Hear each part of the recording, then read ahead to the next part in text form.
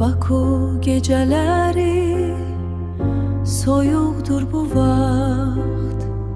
İçimdə qalan tək səninlə olaq. Sevərək getmək nə qədər çətin, sevərək getmək nə qədər çətin.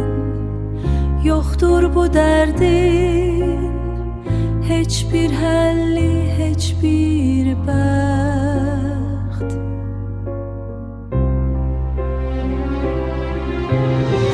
Severek ayrılanlar bilir bu dərdi. Ürək yanar amma dil susar dərdi. Qalsaydım olmazdı, getsək də bitməz. Bu sevgi dünyadan köçsək də getməz.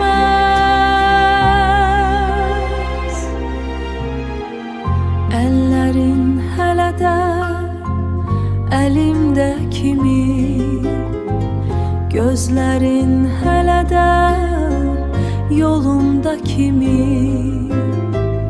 Amma biz bitdik, amma biz yoxuq.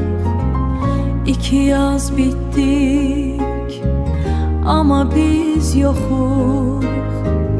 İki yarımçıq, bəxtsiz bir fəsil kimi.